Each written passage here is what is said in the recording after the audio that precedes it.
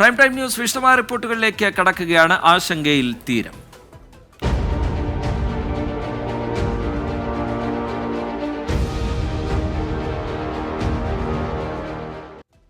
കള്ളക്കടൽ പ്രതിഭാസത്തിന്റെ ഭാഗമായി സംസ്ഥാനത്ത് വിവിധയിടങ്ങളിൽ കടൽ കയറി. തിരുവനന്തപുരം പൂത്തുറയിൽ കടലാക്രമണത്തിൽ വീടുകൾ ഭാഗികമായി തകർന്നു. കൊല്ലത്ത് തീരമേഖലയിലും കടലാക്രമണമുണ്ടായി. തൃശൂർ കൊടുങ്ങല്ലൂരിൽ വിവിധയിടങ്ങളിൽ കടൽ കയറി. അതേസമയം നിയന്ത്രണം ലംഘിച്ച് സഞ്ചാരികൾ ഫോർട്ട് കൊച്ചി ബീച്ചിൽ ഇറങ്ങുന്നതായി പരാതി ഉയർന്നു. ഇന്നലെ രാത്രിയോടെയാണ് കള്ളക്കടൽ പ്രതിഭാസം രൂക്ഷമായത്. തിരുവനന്തപുരം പൂത്തുറയിൽ വീടുകളിൽ വെള്ളം കയറിയതോടെ ആളുകളെ മാറ്റിപ്പാർപ്പിച്ചു. ഇന്ന് രാവിലെ കടലാക്രമണം ശക്തമായതിന് പിന്നാലെ പല വീടുകളും ഭാഗികമായി തകർന്നു. ഇന്ന് രാവിലെ മുതൽ കടലടിക്കണമെന്ന് അപ്പുറത്തുനിന്ന് ആൾക്കാർ പറഞ്ഞു. അങ്ങനെ ഞാൻ പുറത്ത് ഇവിടെ വാതിലിന്റെ അവിടെ നിന്നു. ഒരു 7:30 മണിയായപ്പോഴാണ് കടലടിച്ച് ഈ ജനലിന്റെ താഴെയുള്ള ടൈലോടെ ഇങ്ങനെ അടിച്ച് വെളിയിൽ വന്നു. 5 തെങ്ങ് തീരദേശ റോഡിൽ വെള്ളം കയറിയതോടെ ഇതുവഴിയുള്ള ഗതാഗതം ഭാഗികമായി തടസ്സപ്പെട്ടു. കൊല്ലം, മുണ്ടയ്ക്കൽ, വെടിക്കുന്ന്, ഇരവിപുരം, ആലപ്പാട് തുടങ്ങിയിടങ്ങളിൽ കടൽക്ഷോഭം ഉണ്ടായി. മത്സ്യബന്ധന വള്ളങ്ങൾ സുരക്ഷിത സ്ഥാനത്തേക്ക് മാറ്റിയതിനാൽ നാശനഷ്ടങ്ങൾ ഉണ്ടായില്ല. കടല് 12 മണി സമയമായപ്പോൾ ഭയങ്കരമായ ശക്തിയായിട്ട് അടിച്ചു. ഈ വയ്യാത്ത അമ്മ എവിടെ ഓടി ഇറങ്ങും മക്കളെ? തൃശൂർ ജില്ലയിലും കടൽക്ഷോഭം രൂക്ഷമായിരുന്നു. ചന്തക്കടപ്പുറം, അറപ്പക്കടവ്, പുതിയ റോഡ്, പെരിഞ്ഞനം സമിതി ബീച്ച് എന്നിവിടങ്ങളിലാണ് കടലേറ്റമുണ്ടായത്. ഫോർട്ട് കൊച്ചിയിൽ കടലിൽ ഇറങ്ങുന്നതിനുള്ള ജില്ലാ ഭരണകൂടത്തിന്റെ വിലക്ക് മറികടന്ന് സഞ്ചാരികൾ എത്തുന്നുവെന്ന് പരാതി ഉയർന്നു. ലൈഫ് ഗാർഡുകൾക്ക് സഞ്ചാരികളെ നിയന്ത്രിക്കാൻ കഴിഞ്ഞില്ല. 24 തിരുവനന്തപുരം. സംസ്ഥാനത്ത് ഉയർന്ന ചൂടിന് ശമനമില്ല. 11 ജില്ലകളിൽ ചൊവ്വാഴ്ച വരെ ചൂട് കൂടും എന്നാണ് മുന്നറിയിപ്പ്. ബുധനാഴ്ചയോടെ വേനൽമഴ സജീവമായേക്കും. കള്ളക്കടൽ പ്രതിഭാസത്തിന്റെ പശ്ചാത്തലത്തിൽ കേരളത്തിന്റെ തെക്കൻ തീരത്തും തമിഴ്നാട് തീരത്തും ഓറഞ്ച് അലർട്ട് പ്രഖ്യാപിച്ചു. സംസ്ഥാനത്തെ 11 ജില്ലകളിൽ ചൊവ്വാഴ്ച വരെ ഉയർന്ന താപനില മുന്നറിയിപ്പ് തുടരും. 11 ജില്ലകളിലും യെല്ലോ അലർട്ട് പ്രഖ്യാപിച്ചു.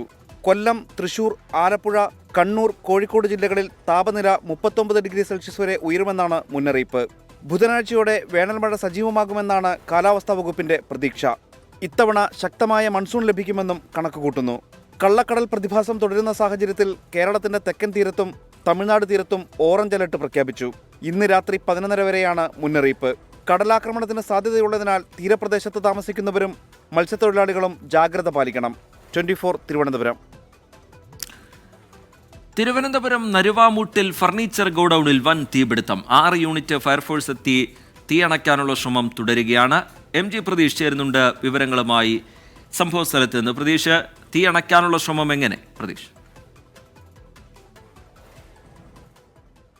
റിജിത്ത്, തീയണയ്ക്കാനുള്ള ശ്രമം ഇപ്പോഴും തുടരുകയാണ്. തിരുവനന്തപുരം നരുവാൻമൂട് അമ്മാനൂർ കോണത്താണ് വലിയ തീപിടുത്തമുണ്ടായത്. ഇവിടെ ഒരു ഫർണിച്ചർ ഗോഡൌണിലാണ് തീപിടിച്ചത്. വൈകിട്ടോടുകൂടി തീ പിടിക്കുകയും കൂടുതൽ ഇടങ്ങളിലേക്ക് തീ ആളിപ്പടരുകയുമായിരുന്നു. 6 യൂണിറ്റ് ഫയർഫോഴ്സ് ഈ സ്ഥലത്തെത്തി തീയണയ്ക്കാൻ ശ്രമിച്ചെങ്കിലും ഇതുവരെയും തീ നിയന്ത്രണ വിധേയമാക്കാൻ കഴിഞ്ഞിട്ടില്ല. നമുക്ക് ദൃശ്യങ്ങളിൽ കാണുന്നത് പോലെ തന്നെ തീ കൂടുതൽ ഇടങ്ങളിലേക്ക് ആളിപ്പടരുന്ന ഒരു സാഹചര്യമാണ് നിലവിലുള്ളത്. നേരത്തെ എത്തിയ 6 യൂണിറ്റ് ഫയർഫോഴ്സിന്റെയും വെള്ളം നിലവിൽ തീർന്നിട്ടുണ്ട്. കൂടുതൽ യൂണിറ്റുകൾ ഈ പ്രദേശത്തേക്ക് എത്തുമെന്നതാണ് ഇപ്പോൾ മനസ്സിലാക്കാൻ കഴിയുന്ന കാര്യം. ഈ സമീപത്തുള്ള കുളങ്ങളിൽ നിന്നടക്കം വെള്ളം എടുത്താണ് വീണ്ടും ഈ ഫയർഫോഴ്സ് യൂണിറ്റ് തീ നിയന്ത്രണ വിധേയമാക്കാനുള്ള ശ്രമം ഇവിടെ ഇപ്പോഴും തുടരുന്നത്.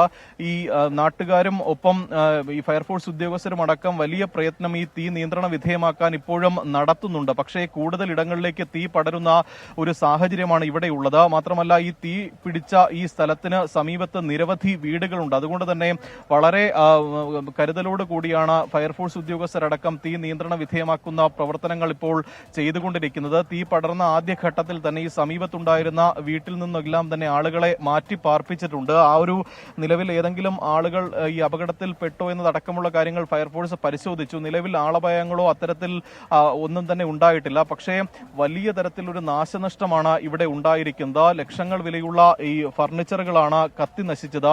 ഈ നേരത്തെ ഇവിടെ സൂക്ഷിച്ചിരുന്ന ഫർണിച്ചറുകൾക്ക് തീപിടിക്കുകയായിരുന്നു. ഈ തീപിടുത്തത്തിന്റെ കാരണം ഇപ്പോഴും വ്യക്തമല്ല.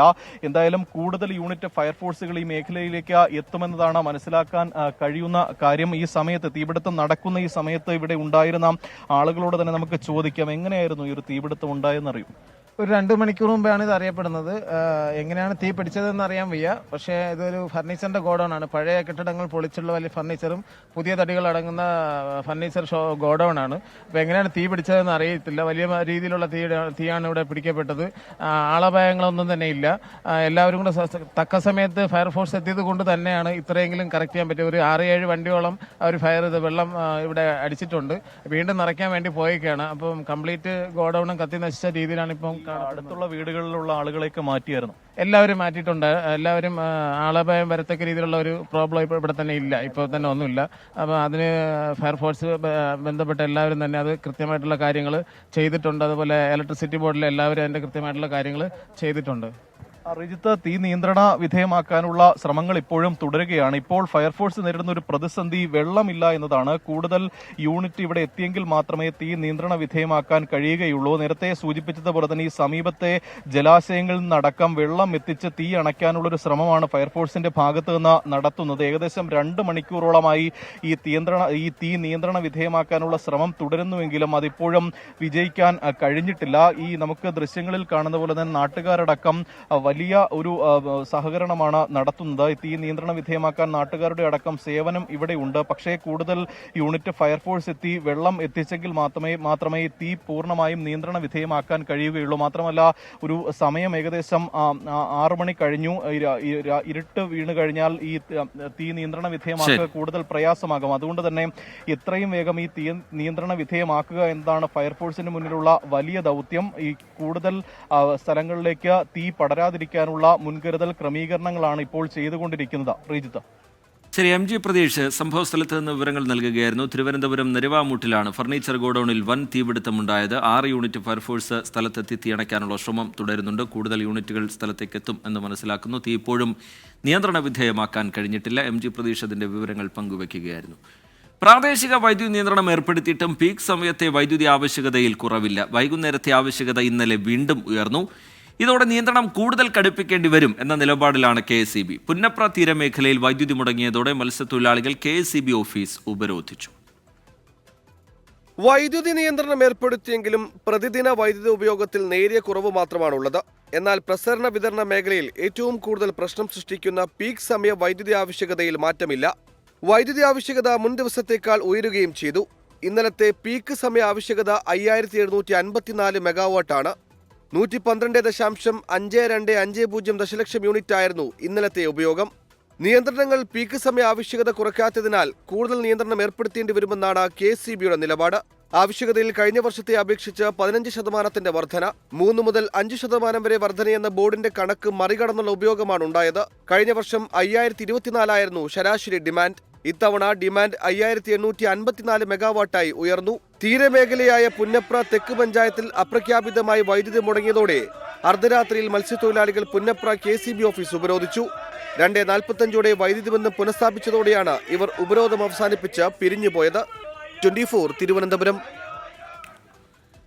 മേയറുമായി തർക്കത്തിലേർപ്പെട്ട KSRTC ഡ്രൈവർ യദു ഗതാഗത നിയമം ലംഘിച്ചെന്ന് പോലീസിന്റെ റിപ്പോർട്ട്. സംഭവ ദിവസം ബസ് ഓടിക്കുന്നതിനിടെ 1 മണിക്കൂറോളം ഫോണിൽ സംസാരിച്ചുവെന്ന് കാണിച്ച് KSRTCക്ക് റിപ്പോർട്ട് നൽകും. ബസ്സിലെ മെമ്മറി കാർഡ് കാണാതായ സംഭവത്തിൽ പോലീസ് അന്വേഷണത്തിന് ശേഷം നടപടിയെടുക്കുമെന്ന് ഗതാഗത മന്ത്രി KB ഗണേഷ് കുമാർ 24-നോട് പറഞ്ഞു. സിനിമാ താരം റോഷ്നയുടെ ആരോപണത്തിൽ ചില സത്യങ്ങളുണ്ടെന്നും മന്ത്രി വ്യക്തമാക്കി.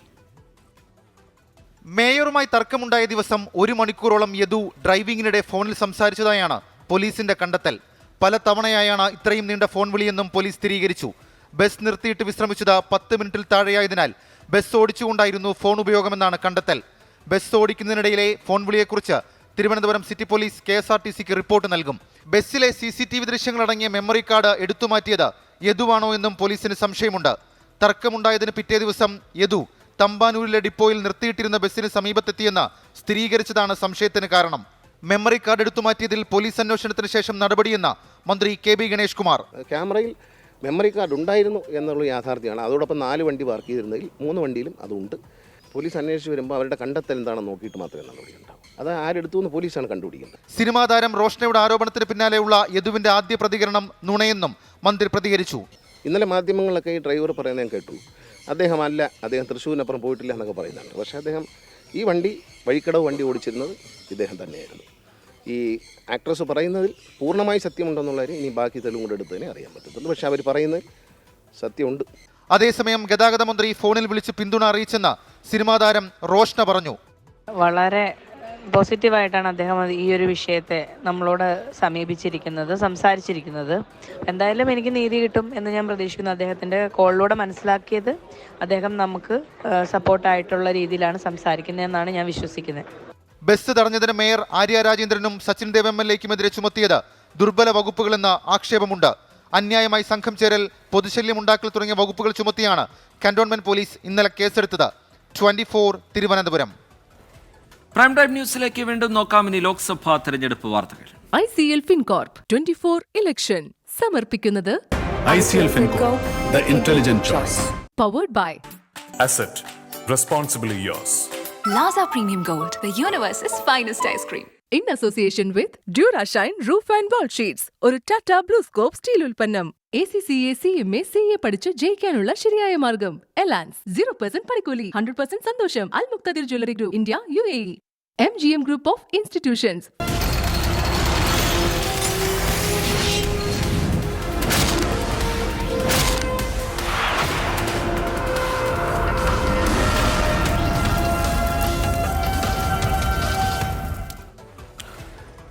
ലോക്സഭാ തെരഞ്ഞെടുപ്പിന്റെ മൂന്നാം ഘട്ട പരസ്യ പ്രചാരണം അവസാനിച്ചു. 94 മണ്ഡലങ്ങളാണ് മറ്റന്നാൾ ബൂത്തിലെത്തുക.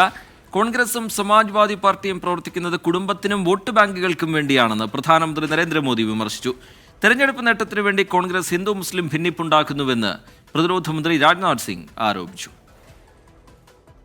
10 സംസ്ഥാനങ്ങളിലും 2 കേന്ദ്രഭരണ പ്രദേശങ്ങളിലുമായി 1351 സ്ഥാനാർത്ഥികൾ മൂന്നാം ഘട്ടത്തിൽ മത്സരരംഗത്തുണ്ട്. ഗുജറാത്തിലെ മുഴുവൻ മണ്ഡലങ്ങളും ഈ ഘട്ടത്തിൽ ജനവിധി തേടും. ലോക്സഭാ തെരഞ്ഞെടുപ്പ് പ്രചാരണത്തിന്റെ ഭാഗമായി അയോധ്യയിലെത്തിയ പ്രധാനമന്ത്രി നരേന്ദ്രമോദി കോൺഗ്രസിനെയും സമാജ്വാദി പാർട്ടിയെയും കടന്നാക്രമിച്ചു. ചിലർ മെയിൻപുരിയും കനൌജും തങ്ങളുടെ പൈതൃകമായി കണക്കാക്കുമ്പോൾ മറ്റു ചിലർ അമേഠിയും റായ്ബറേലിയും തങ്ങളുടെ പൈതൃകമായി കണക്കാക്കുന്നു.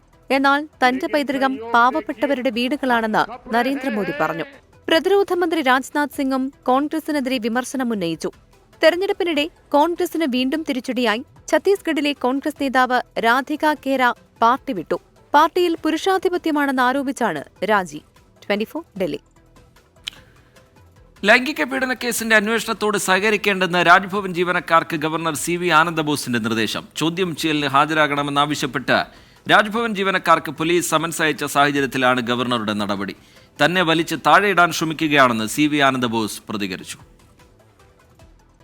പശ്ചിമബംഗാൾ ഗവർണർ CV ആനന്ദബോസിനെതിരായ ലൈംഗിക പീഡന പരാതി അന്വേഷിക്കുന്ന central division deputy commissioner Indira മുഖർജിയുടെ നേതൃത്വത്തിലുള്ള പ്രത്യേക അന്വേഷണ സംഘം ഒരു പോലീസുകാരനടക്കം രാജ്ഭവനിലെ 4 ജീവനക്കാരോട് മൊഴി നൽകാനെത്തണമെന്നാവശ്യപ്പെട്ടിരുന്നു.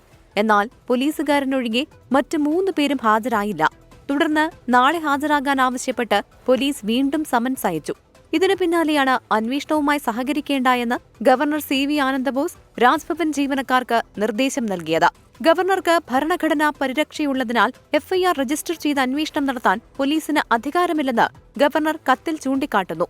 രാജ്ഭവനിലെ കരാർ ജീവനക്കാരും താൽക്കാലിക ജീവനക്കാരും അടക്കമുള്ളവർ പോലീസിന് മുന്നിൽ ഹാജരാകേണ്ട എന്നും പോലീസുമായി യാതൊരു വിധത്തിലുള്ള ആശയവിനിമയവും നടത്തേണ്ട എന്നുമാണ് ഗവർണറുടെ നിർദ്ദേശം. തന്നെ വലിച്ചു താഴെയിടാനുള്ള ശ്രമമാണ് നടക്കുന്നതെന്ന് CV ആനന്ദബോസ് പ്രതികരിച്ചു. ഞങ്ങൾ ഗവർണറുടേതായി ഒരു ഗവർണേഴ്സ് ലെവൽ പ്രഖ്യാപിച്ചിരിക്കുന്നു. ഒരു ടീം ഉണ്ടാക്കി കളിച്ചോളാൻ പറഞ്ഞു. അതിനുശേഷം ബംഗാളിലെ പല സ്ഥലങ്ങളിലും ഇതുപോലെ സന്തോഷകാരികൾ ആവർത്തിക്കപ്പെടുന്നു. അതിന്റെ ഫലം എനിക്ക് കിട്ടി.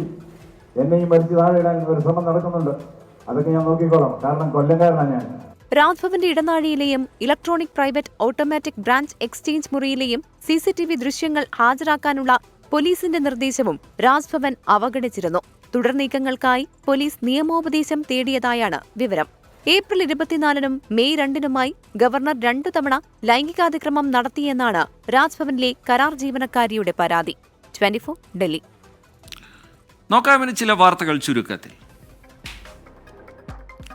14 ദിവസമായി ദുബായിൽ മോർച്ചറിയിൽ സൂക്ഷിച്ചിരുന്ന മലയാളി പ്രവാസിയുടെ മൃതദേഹം വിട്ടുനൽകി. ആശുപത്രി ബില്ല് അടയ്ക്കാത്തതിനാൽ മോർച്ചറിയിൽ സൂക്ഷിച്ചത് തൃശൂർ സ്വദേശി സുരേഷ് കുമാറിന്റെ മൃതദേഹം. തുണയായത് മലയാളി സാമൂഹ്യ പ്രവർത്തകരുടെ ഇടപെടൽ. കൊല്ലം കല്ലടയാറ്റിൽ കുളിക്കാനിറങ്ങിയ 2 വിദ്യാർത്ഥികൾക്ക് ദാരുണാന്ത്യം. മരിച്ചത് കുളനട സ്വദേശി നിഖിലും മഞ്ചള്ളൂർ സ്വദേശി സുജിനും. ഫോർട്ട് കൊച്ചി ബീച്ചിൽ നിയന്ത്രണം ലംഘിച്ച് സഞ്ചാരികൾ ഇറങ്ങുന്നതായി പരാതി. ലൈംഗികാതിക്രമ കേസിൽ അറസ്റ്റിലായ മുൻ മന്ത്രി HD രേവണ്ണയുമായി അന്വേഷണ സംഘം SIT ഓഫീസിൽ നിന്ന് പുറത്തിറങ്ങി. ഉടൻ മജിസ്ട്രേറ്റിന് മുന്നിൽ ഹാജരാക്കും.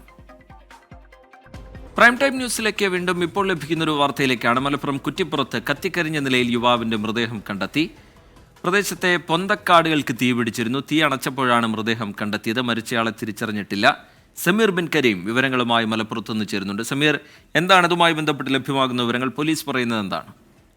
ശ്രീജിത്ത് ഇന്ന് വൈകുന്നേരം 4 മണിയോട് കൂടെയാണ് കുറ്റിപ്പുറം മഞ്ചാടിയിൽ ഭാരതപ്പുഴയോട് ചേർന്നുള്ള പൊന്തക്കാടുകൾക്ക് തീ പിടിച്ചത്. പിന്നീട് കുറ്റിപ്പുറം പോലീസും ഫയർഫോഴ്സും എത്തി ഈ തീ അണക്കുകയുണ്ടായി. തീ അണച്ചപ്പോഴാണ് യുവാവിന്റെ മൃതദേഹം കത്തിക്കരിഞ്ഞ നിലയിൽ കാണപ്പെടുന്ന ഒരു സാഹചര്യം ഉണ്ടായത്. ഉടൻ തന്നെ പോലീസ് മൃതദേഹം കുറ്റിപ്പുറം താലൂക്ക് ആശുപത്രിയിലേക്ക് എത്തിക്കുകയാണ്. എങ്ങനെയാണ് ഈ മൃതദേഹം ഇവിടെ എത്തിയതുള്ള കാര്യത്തിൽ ഒരു വ്യക്തതയില്ല. ഒരുപക്ഷെ മരിച്ചതിന് ശേഷം തീ പിടിച്ചതാണോ, അതല്ലെങ്കിൽ ഈ കത്തുന്ന തീയിലേക്ക് ബോധരഹിതനായാണോ എന്നുള്ള കാര്യത്തിൽ പോലീസിനും ഒരു വ്യക്തത കുറവുണ്ട്. സംഭവവുമായി ബന്ധപ്പെട്ട് പോലീസ് യുവാവിന്റെ മൊബൈൽ ഫോൺ കണ്ടെത്തിയിരിക്കുകയാണ്. മൃതദേഹം തിരിച്ചറിയാത്ത നിലയിലാണ്. പ്രത്യേകിച്ച് മുഖവും അടക്കമുള്ളവ പൊള്ളിയ നിലയിലായതുകൊണ്ട് തന്നെ മൃതദേഹം തിരിച്ചറിയാനായിട്ടില്ല എന്നുള്ളതാണ്. പോലീസ് ഈ മൊബൈൽ ഫോൺ കേന്ദ്രീകരിച്ച് അന്വേഷണം. ശരി, സമീർ ബിൻ കരീം വിവരങ്ങൾ നൽകുകയായിരുന്നു. മലപ്പുറം കുറ്റിപ്പുറത്താണ് കത്തിക്കരിഞ്ഞ നിലയിൽ യുവാവിന്റെ മൃതദേഹം കണ്ടെത്തിയത്. പോലീസിന്റെ അന്വേഷണം തുടരുകയാണ്. ഗുസ്തി താരം ബജ്രംഗ് പൂനിയയ്ക്ക് സസ്പെൻഷൻ. ഉത്തേജക പരിശോധനയ്ക്ക് സാമ്പിൾ നൽകാൻ വിസമ്മതിച്ചെന്ന് ചൂണ്ടിക്കാട്ടിയാണ് നടപടി. സാമ്പിൾ നൽകാൻ വിസമ്മതിച്ചിട്ടില്ല എന്ന് പൂനിയ വ്യക്തമാക്കി. ദേശീയ ഉത്തേജക വിരുദ്ധ സമിതി അഥവാ നാഡയാണ് ടോക്കിയോ ഒളിമ്പിക്സ് വെങ്കല മെഡൽ ജേതാവ് ബജ്രംഗ് പൂനിയെ സസ്പെൻഡ് ചെയ്തത്.